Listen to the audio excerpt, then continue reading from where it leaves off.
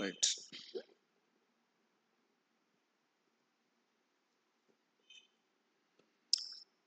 మన ప్రభువును రక్షకుడైన యేసుక్రీస్తు పరిశుద్ధమైన నామంలో కూడి వచ్చిన మీ అందరికీ వందనాలు తెలియజేస్తూ ఉన్నాను. మన వాక్య ధ్యానము ఎఫెసీయులకు రాసిన పత్రిక 2వ అధ్యాయము. ఎఫెసీయులకు రాసిన పత్రిక 2వ అధ్యాయము 6-7 వచనాలు కలిసి ఉన్నాయి, లేదా 6-7 వచనాలు చదువుదాం. క్రీస్తు యేసునందు ఆయన మనకు చేసిన ఉపకారము ద్వారా అత్యధికమైన తన కృప మహదైశ్వర్యమును రాబో యుగములలో కనపరచు నిమిత్తము క్రీస్తు యేసునందు మనలను ఆయనతో కూడా లేపి పరలోకమందు ఆయనతో కూడా కూర్చుండబెట్టెను. దేవుని వాక్యము నిమిత్తమై ప్రార్థన చేద్దాం. ప్రేమగల తండ్రి, మీ పరిశుద్ధమైన పాదములకు వందనాలు, కృతజ్ఞతలు, స్తుతులు చెల్లించుకుంటున్నాము. సర్వాధికారి, సర్వోన్నతుడా, సర్వశక్తిమంతుడా, ఉన్నవాడా, అనువాడా, నిరంతరము ఉన్నటువంటి దేవా, నీ పాదములకు వందనాలు, స్తోత్రములు, కృతజ్ఞతాస్తుతులు చెల్లించుచు ఉన్నాను. ఈ దినమందు, ఈ సమయంలో నీ పాద సన్నిధికి మమ్మల్ని తెచ్చినందుకు ఈ స్తోత్రం. పాడిన పాటల్లో తోడే ఉన్నారు, అందును బట్టి స్తుతిస్తూ ఉన్నాము. నీ వాక్యం చదువుకొని ఉన్నాం, దీవించండి. మీరే మాతో మాట్లాడండి, మా జీవితాలు సరిచేసి సరిదిద్దుమని, నీ రాకడకు సిద్ధపాటు చేయమని యేసుక్రీస్తు పరిశుద్ధమైన నామంలో ప్రార్థించి అడిగి స్తుతించి పొంది ఉన్నాము తండ్రి, ఆమేన్. దేవునికి స్తోత్రం. ఈ సమయమందు ఎఫెసీయులకు రాసిన పత్రిక 2వ అధ్యాయము 6-7 వచనాలు మనము చదివి ఉన్నాం. గత దినము కూడా 6వ వచనములోని మాట మనము ధ్యానం చేసుకున్నాం. ఆ మాట ఆయన మనకు చేసిన ఉపకారము. ఆయన మనకు చేసిన ఉపకారము. దేవుడు ఉపకారము చేసేటువంటి వాడు.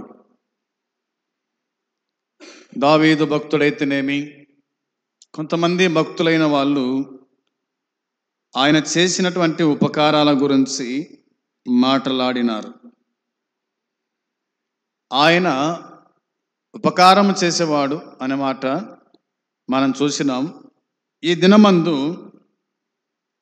రాజులు, నాయకులు, దేవుని దాసులైన వాళ్ళు, వారు కూడా తోటి మానవులకు చేసినటువంటి ఉపకారం గురించి కొంత మనము ఈ దినమందు అవగాహనకు తెచ్చుకుందాం. యెహోషువ గ్రంథం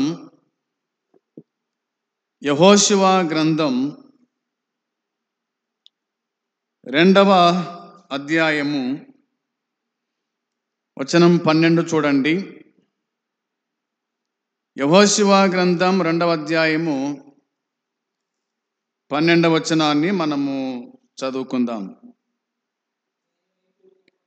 నేను మీకు ఉపకారము చేసి తిని గనుక మీరును నా తండ్రి ఇంటికి ఉపకారము చేసి నాకు నిజమైన ఆనవాలు ఇచ్చి, నా తండ్రియు, నా తల్లియు, నా అన్నదమ్ములను, నా అక్క చెల్లెలను, వారికి కలిగి ఉన్న వారందరూ చావకుండా బ్రతుకనిచ్చి రక్షించునట్లుగా దయచేసి యెహోవా తోడని ప్రమాణము చేయుడనెను. ప్రియమైన సోదరి సోదరులారా, ఈ లేఖన భాగ్యము మనమందరం కూడా ఎరిగి ఉన్న వాళ్ళమే. యెహోషువ నాయకత్వములో యెరికోను గురించి దేవుడు చెప్పిన మాటను బట్టి యెరికో పట్టణాన్ని నాశనం చేయడానికి దేవుని చేత ప్రేరేపించబడి మరి ఇద్దరు వేగుల వారిని వేగు చూడ్డానికి పంపినట్టుగా యెహోషువ మనకు ఈ 2వ అధ్యాయంలో కనిపిస్తూ ఉంది. వారు వెళ్ళారు. వారు వెళ్ళి ఒక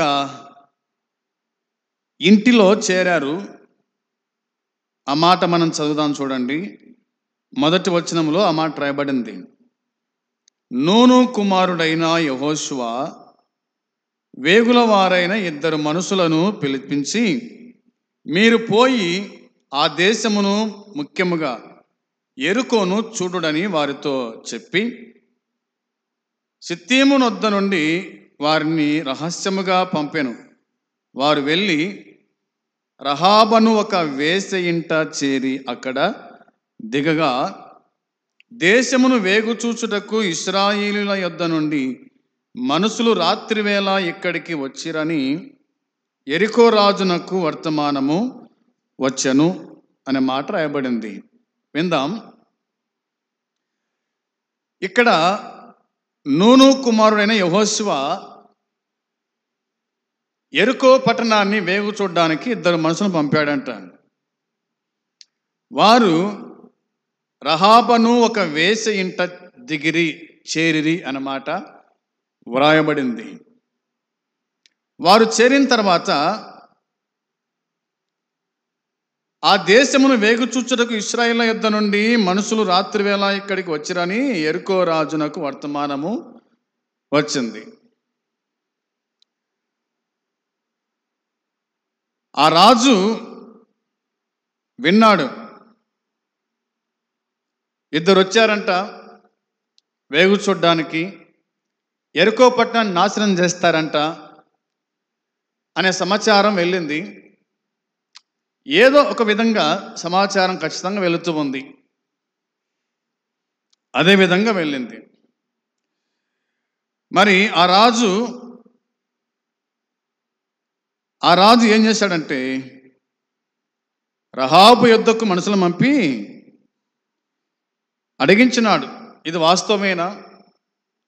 నీ ఇంట చేరారంట కదా, వారెందుకు వచ్చారు, వారిని ఎందుకు చేర్చుకున్నావు ఇంట్లో అనే మాటలు మన కింద వచ్చిన కనిపిస్తాయి. అయితే ఆమె వారిని ఏం చేసిందో మనకు 3వ వచనము 4వ వచనము జ్ఞాపకం చేస్తుంది. అతడు అంటే రాజు, నీ యొద్దకు వచ్చి నీ ఇంట చేరిన ఆ మనుషులను వెలుపలికి తీసుకురమ్ము, వారు ఈ దేశమంతటిని వేగు చూచుటకై వచ్చిరని చెప్పుటకు రహాబు నొద్దకు మనుషులను పంపగా, ఆ స్త్రీ ఆ 2 మనుషులను తోడుకొని వారిని దాచిపెట్టి, మనుషులు నా యొద్దకు వచ్చిన మాట నిజమే, వారెక్కడి నుండి వచ్చిరో నేను ఎరగను. చీకటి పడుచుండగా గవిని వేయబడు వేలను ఆ మనుషులు వెలుపలికి వెళ్ళిరి, వారెక్కడికి పోయిరో నేను ఎరగను.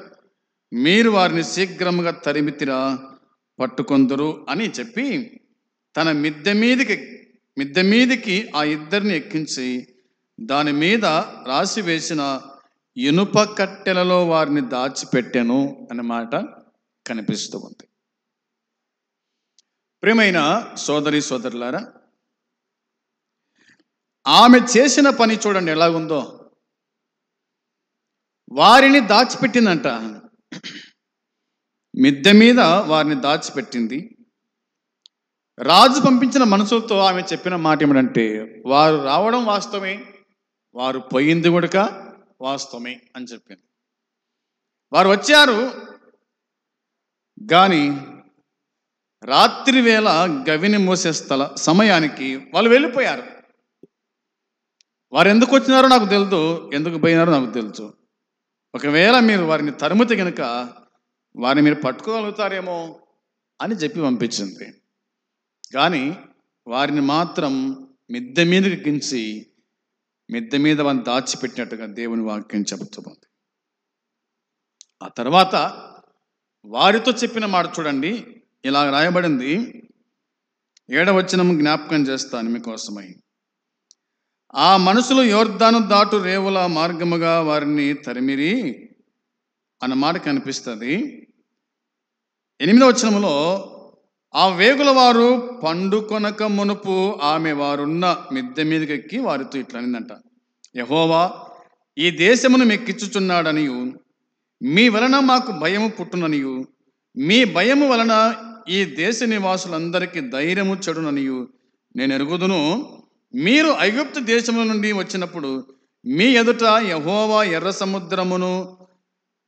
సముద్రపు నీరును ఎలాగూ ఆరిపోజేసెనో, యోర్దాను తీరమునున్న అమోరీయుల 2 రాజులైన సిహోనుకును ఓగునకును మీరేమి చేసితురో, మీరు వారిని ఎలాగూ నిర్మూలము చేసితురో ఆ సంగతి మేము వింటిమి.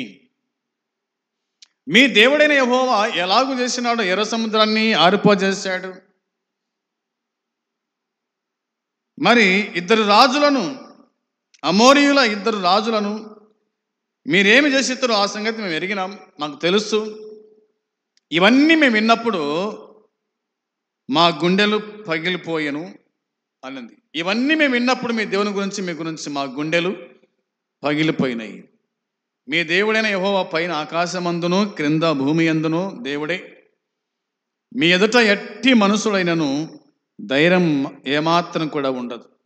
మీ ఎదుట ఎట్టి మనుషునికైనను, ఎంత బలాఢ్యునికైనను ధైర్యం ఏమీ ఉండదయ్యా అని ఆమె సెలవిచ్చింది. అంటూ ఇలా చెప్పిందనమాట. వచనం 12లో, నేను మీకు ఉపకారం చేసి తిని కనుక మీరును నా తండ్రి ఇంటికి ఉపకారము చేసి నాకు నిజమైన ఆనవాలు ఇచ్చి అన్నమాట. అయ్యా, నేను మీకు ఉపకారం చేశాను అంటే మీ ప్రాణాలు మేము కాపాడినాం. మీ ప్రాణాలను నేను కాపాడిన కాబట్టి మీరు కూడా నా తండ్రిని, నా తల్లిని, నా అన్నదమ్ములను, నా అక్క చెల్లెలను, నా బంధుమిత్రులందరూ కూడా మీరు కాపాడాలా. నాకు ఒక ఆనవాలు తెచ్చి అంటే నాకు మాతో నిబంధన చేసుకోండి, చేయండి అన్నట్టుగా మాట్లాడింది. వారు నిబంధన చేశారు. మేము ఖచ్చితంగా ఈ దేశం వస్తాం, ఈ ఎరుకో పట్టణాన్ని నాశనం చేస్తాం. ఆ దినమున నీవు నీ తండ్రి ఇంటి వారిని మేము ఖచ్చితంగా కాపాడుతామని చెప్పి వాళ్ళు చెప్పి వెళ్ళిపోయారు. వెళ్ళిపోతూ మరి వారిని ఆమె తన ఇంటి కిటికీ ద్వారా వారిని దింపినట్టుగా మనం చూస్తాం. ఆ కిటికీకి ఒక ఎర్ర దారాన్ని కట్టండి, మేము వచ్చినప్పుడు మీ ఇంటికి గినక ఆ ఎర్ర దారం ఉంటే మీరు రక్షణ పొందుతారు, ఆ ఎర్ర దారం లేకపోతే కనుక మీరు కూడా వాళ్ళతో పాటు చస్తారని చెప్పిపోయినారు. తర్వాత ఎటుకేలకు వాళ్ళు వచ్చారు. చూడండి, దేవుని వాక్యం చదువుకుందాం. 6వ అధ్యాయంకి రండి. ఇప్పుడు 6వ అధ్యాయానికి వస్తే ఈ 6వ అధ్యాయము 22వ వచనం చదువుదాం. 6వ అధ్యాయము 22వ వచనంలో, అయితే యెహోషువ ఆ వేశ్య ఇంటికి వెళ్ళి మీరు ఆమెతో ప్రమాణం చేసినట్లు ఆమెకు కలిగిన వారందరినీ అక్కడ నుండి తోడుకొని రండని దేశమును వేగు చూచిన 2 మనుషులతో చెప్పగా, వేగుల వారైన ఆ మనుషులు పోయి రహాబును, ఆమె తండ్రిని, ఆమె తల్లిని, ఆమె సహోదరులను, ఆమె కలిగిన వారిని అందరినీ వెలుపలికి తోడుకొని వచ్చిరి. ఆమె ఇంటి వారందరినీ వారు వెలుపలికి తోడుకొని ఇశ్రాయేలుల పాళ్యము వెలుపట వారిని నివసింపజేసిరి. అప్పుడు వారు ఆ పట్టణమును దానిలోని సమస్తమును అగ్ని చేత కాల్చివేసిరి. వెండిని, బంగారమును, ఇత్తడిని, పాత్రలను, ఇనుప పాత్రలను మాత్రమే యెహోవా మందిర ధనాగారములో ఉంచిరి. రహాబను వేశ్య ఎరుకోను వేగు చూచుటకు యెహోషువ పంపిన దూతలను దాచిపెట్టి ఉండెను గనుక అతడు ఆమెను, ఆమె తండ్రి ఇంటి వారిని, ఆమె కలిగిన వారినందరినీ బ్రతుకనిచ్చెను అని మాట కనిపిస్తూ ఉంది. ఆమె వారికి ఉపకారం చేసింది, అదేవిధంగా యెహోషువ ఆమెకు ఉపకారము చేశాడు. ఎరికో పట్టణస్థులు అందరు చనిపోయి నిర్మూలమైపోయినారు. అయితే వారితో పాటు ఆమె చావకుండా, ఆమె కుటుంబీకులు చావకుండా వారిని బతికించిరి అన్న మాట కనిపిస్తూ ఉంది. నిజమే, మనకు ఒకరు ఉపకారం చేస్తే మనము వారికి ఏం చేయాలా? ప్రత్యుపకారము చేయాలా, మనము వారికి సహాయం చేయాలా అన్నది దేవుని వాక్యం గుర్తు చేస్తూ ఉంది. ఇది ఇట్లుండగా నేను మరొక విషయాన్ని జ్ఞాపకం చేయాలనుచున్నాను. చూడండి ఆ మాట. సమూయేలు మొదటి గ్రంథము 24వ అధ్యాయం 18వ వచనం చూస్తారా? సమూయేలు మొదటి గ్రంథం 24వ అధ్యాయం 18వ వచనంలో దావీదుతో ఇట్లనెను, యెహోవా నన్ను నీ చేతికి అప్పగింపగా నన్ను చంపక విడిచినందుకు ఈ దినమున నీవు నా అపకారమునకు ఉపకారము చేసిన వాడవై నా ఎడల నీకున్న ఉపకార బుద్ధిని వెల్లడి చేసితివి గనుక నీవు నాకంటే నీతిమంతుడవు అని అన్నాడు. ఎవరి మాట అనేది? సౌలు రాజు దావీదుతో అంటున్న మాట ఇది. సౌలేమో దావీదును చంపాలని వెంటాడుతూ ఉన్నాడు. అడవుల్లో, అరణ్యాలలో, పొలాల్లో వెంటబడి దావీదును చంపడానికి. కానీ దావీదు చేతికి 2 సార్లు చిక్కినాడు సౌలు. దావీదు చేతికి 2 సార్లు చిక్కాడు. కానీ దావీదు సౌలు రాజును చంపలేదు. ఎందుకంటే ఇతడు యెహోవా చేత అభిషేకించబడిన వాడు, ఏర్పాటు చేయబడిన వాడు కాబట్టి నేను ఏమాత్రము చంపను, దేవుడే చూసుకును గాక అని చెప్పేసి దేవుని గడిచిపెట్టినాడు. అప్పుడు ఈ మాట పలికాడు. చూడండి, మీకు అర్థం కావాలంటే ఒక మాట చూపిస్తాం. వచనం 14 చదువుకుందామా? 14 వచనంలో, ఇశ్రాయేలుల రాజు ఎవరిని పట్టుకున్న బయలుదేరి వచ్చి ఉన్నాడు, ఏ పాటి వానిని తరుముచున్నాడు, చచ్చిన కుక్కను గదా, మిన్నల్లిని గదా, యెహోవా నీకును నాకును మధ్య న్యాయాధిపతి అయి తీర్పు తీర్చునుగాక, ఆయనే సంగతి విచారించి నా పక్షమున వాద్యమాడి నీ వశము కాకుండా నన్ను నిర్దోషిగా తీర్చునుగాక. దావీదు ఈ మాటలు సౌలుతో మాట్లాడి చాలింపగా సౌలు, దావీదా నాయనా ఈ పలుకు నీదేనా అని బిగ్గరగా ఏడ్చి అనే మాట ఉంది. సౌలు రాజు దావీదును తరుముతూ ఉన్నాడు. దావీదు ఏమన్నాడంటే, నేను ఏ పాటి వాడను అన్నాడు కదా. నేను ఏ పాటి వాడనని తరుముచున్నావు? నేను చచ్చిన కుక్కను కదా అంటే పారిపోయే ప్రతి వాడు కూడా చచ్చిన కుక్కతో సమానం కదా, మిన్నలితో సమానం కదా. నేను చూసి పారిపోతుంటే నువ్వు నన్ను తరమటం ఏమిటి? ఇంకా ఇప్పుడు ఒక కుక్క మరో కుక్కను తరిమినప్పుడు అది తోక ముడుచుకొని కూర్చుంటుంది అన్నమాట. అప్పుడు ఈ మొరిగే కుక్క, కరిసే కుక్క దాన్ని చూడగానే ఏమి అనదు. ఆ విధంగా నేను చచ్చిన వాడను, నీవు నన్ను తరుముతున్నావా, ఇది నీకు న్యాయమేనా అన్నట్టుగా మాట్లాడుతూ ఇలాగన్నాడనమాట. ఏమన్నాడు తనంటే, యెహోవా నీకు నాకును మధ్య న్యాయాధిపతి అయి తీర్పు తీర్చునుగాక అన్నాడు. ఆయన సంగతి విచారించి నా పక్షమును వాద్యమాడి నీ వశం కాకుండా నన్ను నిర్దోషినిగా తీర్చునుగాక అని చెప్పాడు. ఈ మాటలని విన్నప్పుడు అంటున్నాడు ఈ మాట సౌలు రాజు.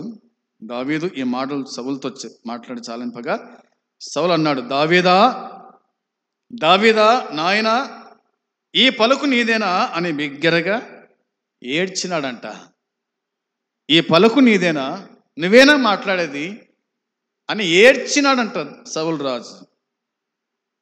ఎందుకు తరమాలా, ఎందుకు ఏడ్చాలా అంటే ఇట్లా అన్నాడు అనమాట. దావీదుతో ఇట్లా అన్నాడు, యెహోవా నన్ను నీ చేతికి అప్పగింపగా నన్ను చంపగా విడిచినందుకు యెహోవా నన్ను నీ చేతికి అప్పగించినాడు. నన్ను చంపక విడిచినందుకు ఈ దినమున నీవు నా అపకారమునకు ఉపకారము చేసిన వాడవై నా ఎడల నీకున్న ఉపకార బుద్ధిని వెల్లడి చేసితివి గనుక నీవు నాకంటే నీతిపరుడవు. నాకంటే నీతిపరుడవు నువ్వు. నేను చంపాలనుకుంటున్నా కానీ నువ్వు మాత్రం నన్ను చంపకుండా విడిచిపెట్టినావు. నేను నీ చేతికి చిక్కాను కానీ నువ్వు ఎంత మంచోనివో అని ఏడ్చాడంట సౌలు రాజు. నిజమే, దావీదు సౌలు రాజును చంపకుండా విడిచిపెట్టడం కారణమేందంటే యెహోవా చేత అభిషేకము నొందినవాడు సౌలు రాజు. దావీదు కూడా పొందాడు సమూయేలు ద్వారా, కానీ తను రాజుగా ఉన్నాడు కాబట్టి తనను చంపడానికి ఏమాత్రం ఇష్టపడలేదు. వెన్నుపోటు పొడిచిన వాడు కాదు. అపకారం చూపినప్పటికీ దావీదు ఉపకారం చూపినాడు. అతన్ని ప్రేమించాడు, అతని మీద జాలి పడ్డాడు. తన వెంట ఉన్న సైనికులు చంపుదామని చెప్తే కాదు కాదు, వద్దు వద్దు, విడిచిపెట్టండి అని చెప్పినాడు. దేవుని యొక్క బిడ్డల యొక్క మంచితనం ఇందులో మనకు కనిపిస్తూ ఉంది. వారు ప్రత్యుపకారం తీర్చుకోరు, ఉపకారమే చూపుతారు కానీ అపకారం ఏమాత్రం చూపరు అన్న సంగతి మనకు అర్థమైంది. ఇక చూద్దాం, చూడండి 25వ అధ్యాయంలో రాయబడిన మాట అక్కనే చూడండి. సమూయేలు మొదటి గ్రంథం 25వ అధ్యాయము 21వ వచనం. 25-21లో అంతకు మునుపు దావీదు నాబాలునకు కలిగిన దాని అంతటిలో ఏదీ లేకుండా పోకుండా ఈ అరణ్యములో అతని ఆస్తి అంతయు నేను వ్యర్థముగా కాయుచు వచ్చితునని ఉపకారమునకు నాకు అపకారము చేసినాడే అని అనుకొని అతనికున్న వారిలో ఒక్క మగపిల్లవాన్నైనను తెల్లవారునప్పటికీ నేనుండనీయను, లేదా దేవుడు మరి గొప్ప అపాయం దావీదు శత్రువులకు కలగజేయునుగా కానీ ప్రమాణం చేసి ఉండేనన్నమాట కనిపిస్తూ ఉంది. దావీదేమో నాబాలు గొర్రెలకు కాపల ఉండి కాశాడు. దావీదు ఉపకారం చూపాడు. ఒక దినాన నాబాలు తన గొర్రెల బొచ్చు కత్తిరించు వేళ వచ్చినప్పుడు విందు చేశాడు నాబాలు. ఆ సమాచారం విన్నాడు దావీదు. తన పనివారులో కొంతమంది పంపించి, ఇది శుభదినం కాబట్టి మేము వచ్చినాము, నీ గొర్రెలు మేము కాపాడినాము, మా నాయకుడు దావీదు అనే వ్యక్తి మీ యొద్దకు మేము పంపినాడని చెప్పినప్పుడు తాను మరి కొంత దుడుచుగా మాట్లాడినాడు. దావీదు ఎవడు? యెస్సై కుమారుడు ఎవడు? ఎంతోమంది పారిపోయారు కదా, నేను ఎరగని వాళ్లకు నేను ఎలాగూ భోజనం పెట్టగలను అని చెప్పి వారిని పంపినట్టుగా మనం చూస్తాం. ఆ సంగతి నాబాలు భార్య విన్నట్టుగా మనకు జ్ఞాపకం చేస్తుంది దేవుని వాక్యం. ఆ మాట చదువుదాం, చూడండి. వచనం 14 వచనంలో ఇట్లా రాయబడింది అనమాట. 14 వచనంలో పనివాడు ఒకడు నాబాలు భార్య అయిన అబిగయాలతో ఇట్లా అన్నాడు, అమ్మా, దావీదు అరణ్యములో నుండి మన యజమానుని కుశల ప్రశ్నలు అడుగుటకై దూతలను పంపించగా అతడు వారితో కఠినముగా మాట్లాడినాడు. అయితే ఆ మనుషులు మాకెంతో ఉపకారము చేసి ఉన్నారు. మేము పొలములో వారి మధ్యను సంచరించునంత సేపు అపాయము కానీ నష్టము కానీ మాకు సంభవించలేదు. అపాయము కానీ నష్టంగా సంభవించలేదు. ఎందుకంటే దావీదు అనే వ్యక్తి మాకు ఉపకారము చూపినాడు, మాకెంతో ఉపకారం చూపినాడు. అయితే మన యజమానుడు మాత్రమే కఠినంగా మాట్లాడి వారిని పంపించి వేసినాడు. ఇప్పుడు గినక నువ్వు మేలుకొనకపోతే గినక ఇక మనం ఎవరం బతకము అని చెప్పినట్టుగా చెప్పారు. అప్పుడు ఆమె ఈ మాటలన్నీ విన్న తర్వాత అన్నీ కూడా వండిన వంట ద్రాక్ష రసం అయితేనేమి అన్ని తీసుకొని వెళ్ళిపోయినట్టుగా మనం చూస్తాం. అది 18 వచ్చిన మన జ్ఞాపకము చేస్తుంది. అబిగయాలు నాబాలుతో ఏమీ చెప్పకుండా త్వరపడి 200 రొట్టెలు, 2 ద్రాక్ష రసపు తిత్తులు, వండిన 5 గొర్రెల మాంసము, 5 మానికల వేయించిన ధాన్యమును, 100 ద్రాక్ష గెలలను, 200 అంజూరపు అండలను గాడిదవోల మీద ఎక్కించి వేయించి తీసుకొని పోయింది. ఆయన పాదాలు, దావీదు పాదాలు పట్టుకోయింది. నా తప్పు క్షమించని చెప్పింది, అడిగింది. ఇట్లా జనసంగతి మనం మెరుగుదుము. కాబట్టి దావీదు ఉపకారం చూపితే నాబాలు అపకారము చూపాడు. కానీ తన భార్య అబిగయాలు చేసిన పనికి ఆ ఇంటిలో ఉన్న వారు ఎవరు కూడా చావకుండా ఆమె తన ఇంటి వారిని కాపాడుకుంటున్న దేవుని వాక్యం మనకు గుర్తు చేస్తూ ఉంది. ఇలా ఈ వచ్చిన భాగాలు మనకు కనిపిస్తాయి. ఇక దావీదే ఒక మాట పలికాడు సౌలు కుటుంబం గురించి. సౌలు రాజు అన్నాడు, దయచేసి నా కుటుంబానికి జ్ఞాపకం చేసుకో అన్నాడు. సందర్భము మనం చూస్తాము. అయితే ఇప్పుడు చూడండి, దావీదు మహారాజు సౌలు కుటుంబం గురించి మాట్లాడుతూ ఆయన చెప్పిన మాట మనం గుర్తు చేసుకుందాం. సమూయేలు 2వ గ్రంథం 9వ అధ్యాయం 1వ వచనం. సమూయేలు 2వ గ్రంథం 9వ అధ్యాయము 1వ వచనం మనం చూడగా, యోనాతానును బట్టి నేను ఉపకారము చూపుటకు సౌలు కుటుంబములో ఎవడైనా కలడాయని దావీదు అడిగాను.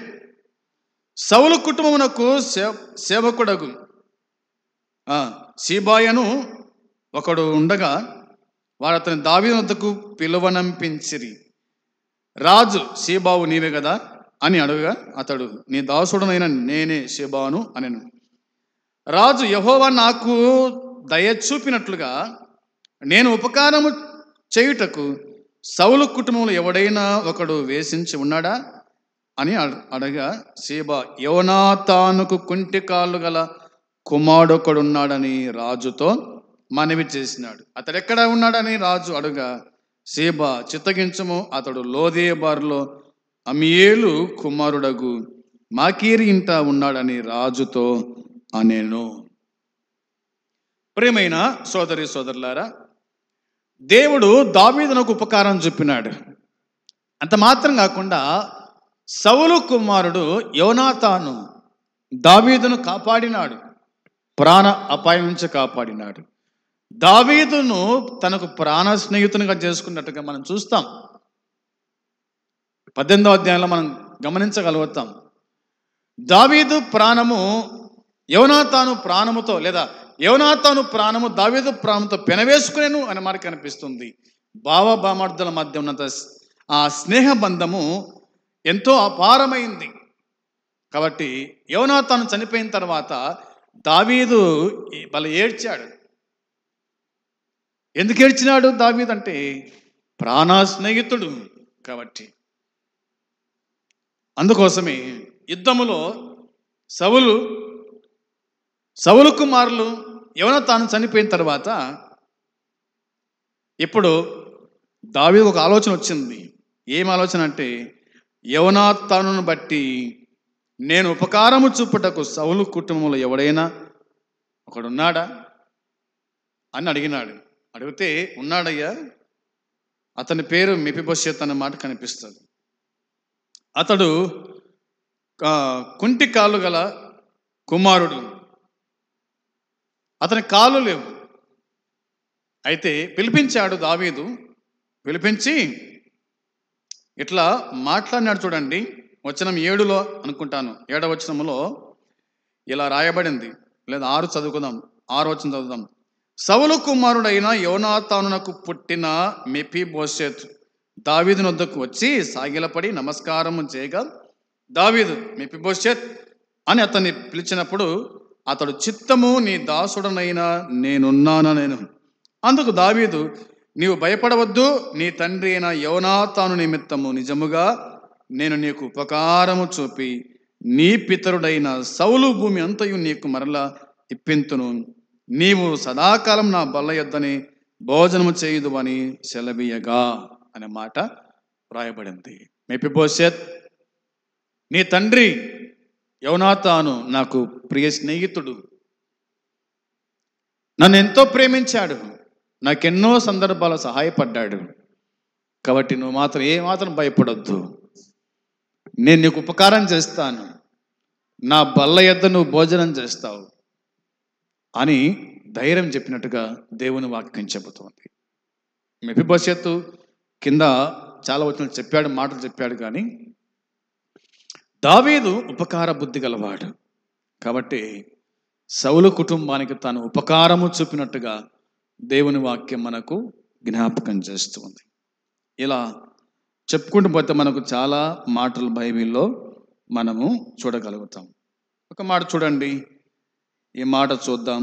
ఎబ్రీ పత్రికలో దేవుని వాక్యం చెప్తున్న మాట, ఎబ్రీ పత్రిక 13వ అధ్యాయం 16వ వచనం.